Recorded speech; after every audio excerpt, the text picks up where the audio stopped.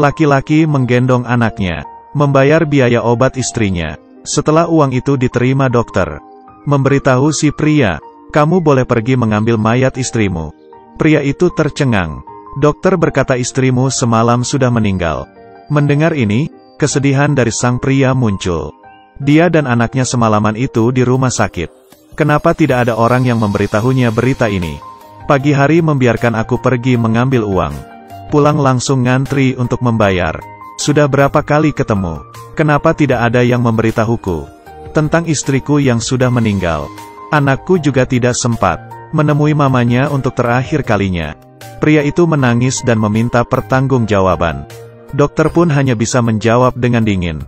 "Kalau tidak seperti itu, kamu hari ini mana mungkin akan datang dengan turut untuk membayar uang. Ini adalah rumah sakit yang jahat, mau penyakitnya parah atau tidak. Bahkan jika itu keseleo yang tidak penting, dokter akan mengaturkan hal yang seharusnya tidak perlu diperiksa.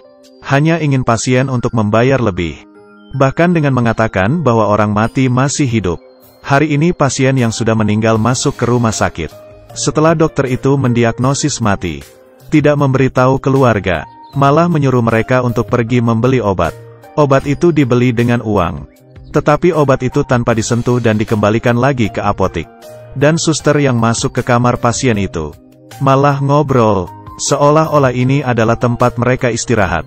Dan mereka memberitahu keadaan pasien yang darurat ke keluarga, dan harus dioperasi. Biaya operasi sebesar 200.000 pun harus dikeluarkan lagi. Orang-orang berlalu lalang, kelihatan sangat sibuk, tetapi di dalam kamar masih sama saja. Di luar kamar beda lagi. Benar-benar suatu pertunjukan yang bagus ya. Setelah 6 jam, dokter memberitahu keluarga, pasien sudah tidak tertolong lagi dan sudah meninggal.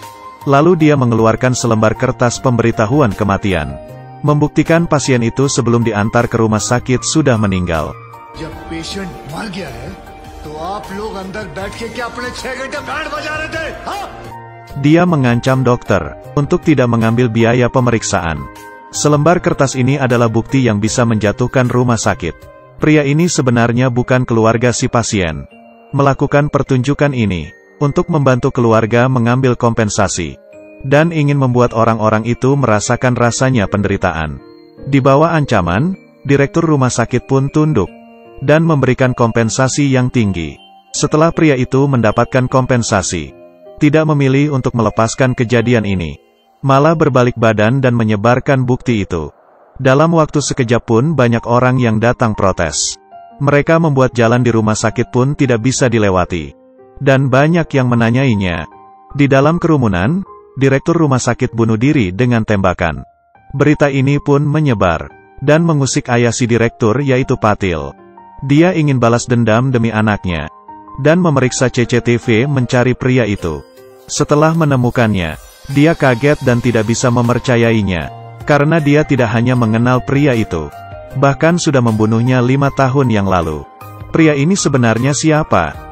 Nama aslinya adalah Adi, seorang profesor di sebuah universitas. Setelah menikah, dia bersama istrinya pindah ke rumah baru. Setiap hari berlalu dengan mesra. Tapi masa indah itu tidak berlangsung lama. Rumah baru mereka adalah vendor properti yang tidak bermoral. Proyek yang dibangun malah menjadi hancur. Akibatnya, istrinya yang baru menikah dan hamil pun meninggal. Adi tidak menerima kompensasi, ingin menuntut vendor itu, yang dipimpin oleh Patil tahun itu. Karena dia telah menyuap banyak penjabat, dan tidak ada yang ingin memecahkan masalah ini. Halo, business commissioner's office. क्या मैं कमिश्नर साहब से बात कर सकता हूँ? सर, अंधेरी में जो बिल्डिंग गिरी थी, जिसमें 200 लोग मर गए थे, उसमें दिग्विजय पाटिल का रॉन्ग नंबर, दूसरा करो होम सेक्रेटरी। सर, मुंबई में जो बिल्डिंग गिरी थी, उसमें दिग्विजय पाटिल का हाथ है सर। मेरे पास सबूत सारे फाइल्स हैं। मेरा नंबर 4 नोट नहीं है क्या? हर कोई फोन करता है मुझे, अभी के अभी नंबर चेंज करो। Dengan begini, Adi bertekad untuk membalasnya dengan cara yang sama.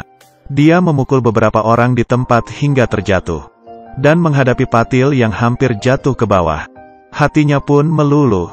Sekali aja dilepas itu suatu kesalahan. Patil diam-diam memukul dari belakang. Dan menyuruh bawahannya menelantarkannya di jalan. Untungnya ada segerombolan mahasiswa kedokteran yang menolongnya. Adi pun semakin membenci Patil dan orang-orangnya. Lalu dia mengubah namanya menjadi Gabar. Lalu mencari rekan-rekan untuk bergabung. Diam-diam mendirikan sebuah kelompok untuk menghukum penjabat yang korup. Setiap kali Gabar bertindak, pasti akan mengirimkan sebuah CD ke pihak polisi. Dan berkata ke mereka dia akan turun tangan menghadapi siapa. Awalnya tidak ada yang percaya. Tapi keesokan harinya, pegawai pajak yang korupsi dibunuh dan digantung di depan alun-alun. Sejauh ini, semua pejabat yang korup merasa terancam. Takut mereka adalah target selanjutnya Gabar. Tidak ragu-ragu untuk mengungkap kesalahannya. Ingin masuk penjara dan minta bantuan.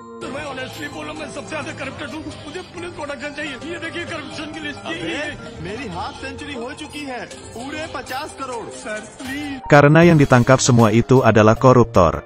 Jadi semua orang mendukung Gabar. Menganggap dia adalah seorang pahlawan kebenaran. Gejolak terus meningkat, banyak pejabat tidak berani lagi mengorupsi uang. Bisnis Patil pun terpengaruh. Dengar-dengar Gabar sudah menangkap 10 koruptor. Jadi dia juga menangkap 10 orang yang paling jujur dan tidak pernah korupsi. Dan yang paling jujur itu ditendang jatuh dari atas gedung. Perilaku jahat itu benar-benar membuat Gabar marah. Dia menuliskan nama Patil di daftar buku kematiannya. Di saat yang bersamaan, polisi yang bernama Kuldep di saat itu juga memerhatikan tentang masalah penangkapan itu. Meski kemampuannya luar biasa, tetapi karena dia tidak punya uang untuk menyuap ketua, sehingga dia menjadi supir polisi. Meski mempunyai cara untuk menemukan Gabar, tetapi tidak ada yang ingin mendengar pendapat dari seorang supir. Karena itu dia hanya bisa diam-diam menyelidiki. Dan menggunakan kesempatan itu, Gabar tahu semua tentang pejabat yang korup. Pasti ada orang dalam yang membocorkan informasi itu. Kemudian melewati hubungan itu, memeriksa pegawai yang jujur tidak pernah korupsi itu mempunyai kesamaan apa. Akhirnya menemukan bahwa mereka semua adalah satu alumni. Dan juga mencurigai Gabar, juga alumni dari sekolah yang sama. Kuldep memberikan hasil pemeriksaannya ke ketua. Lalu mereka datang ke sekolah untuk mencari orang. Tetapi semua mahasiswa menghalang polisi untuk masuk. Karena jalan ini tidak bisa dilewati. Polisi menangkap keluarga para pegawai yang tidak korupsi. Dan memaksa memberitahu keberadaan Gabar. Tetapi mereka semua menerima apa saja hukumannya. Dan tidak ada satupun yang memberitahu keberadaan Gabar. Govind, अगर तुमने इन्हें कुछ भी बताया, तो समझ लेना तुम्हारी माँ भी मर। Sesuai dengan peraturan hukum, tindakan Gabar itu adalah suatu kejahatan. Tetapi orang-orang bersedia untuk peduli dan mencintai. Meski menderita tetap tidak akan berkhianat. Gabar, satu kata ini, merupakan harapan terakhir semua orang. Mengkhianatinya berarti sama dengan mengkhianati diri sendiri. Dan di saat yang sama, Patil merayakan pesta ulang tahun. Banyak orang yang datang menggunakan topeng muka dia. Gabar ternyata ada di tengah kerumunan orang-orang itu. Karena kegunaan topeng, sehingga Gabar dengan mudah berjalan ke tempatnya Patil. 5 साल पहले तूने मुझे 2 चांस दिए थे, आज मैं तुझे 3 चांस देता हूँ। हेलो, मैं दिग्विजय पाटिल। मैं बड़ी मुश्किल में हुआ तुम्हारे। गब्बर ने मुझे किडनैप कर लिया है। क्यों मरवा रहे हो मुझे? हेलो, कमिश्नर्स ऑफिस, मैं दिग्विजय पाटिल बोल रहा हूँ। गब्बर ने मुझे मेरे ही घर में छुपा रखा है। क्या ये पुलिस स्टेशन है? नहीं। Hello, hello. Memberikan Patil kesempatan untuk menyerah. Adi balas dendam demi istri dan anaknya yang telah meninggal. Kali ini, hatinya tidak akan melulu lagi. Menyelesaikan masalahnya sendiri, Gabar pun ke kantor polisi untuk menyerahkan diri. Banyak orang melakukan pawai di jalan. Melakukan petisi ke presiden. Berharap untuk dibebaskan. Orang-orang mengelilingi mobil polisi yang akan membawa Gabar pergi. Alun-alun kehilangan kontrol. Polisi pun membiarkan Gabar untuk memperlihatkan diri. Dia menaiki atas mobil, dan berbicara kepada masyarakat. Apa yang aku lakukan adalah benar tetapi dengan cara yang salah. Apa yang aku lakukan adalah benar tetapi dengan cara yang salah. Jadi aku tetap ada salah. Yang penting dunia masih ada tersisa rasa kebenaran dan keadilan. Satu Gabar terjatuh. Masih ada berjuta-juta ribu Gabar. Terakhir Adi meninggal karena digantung. Negara ini juga sudah mengantarkan. Kurang dari keadilan lebih besar dari. Penjahat yang menanggung lebih dari 10 nyawa. Pada kesempatan diadakan di pengadilan. Masyarakat ramai-ramai melakukan petisi deminya. तुम लोग जानते हो हर एक student government officer नहीं बनता, लेकिन हर government officer student जरूर होता है। आज के बाद अगर कोई रिश्वत लेने की सोचेगा तो उसके दिल के अंदर से आवाज आएगी, रिश्वत मत लेना वरना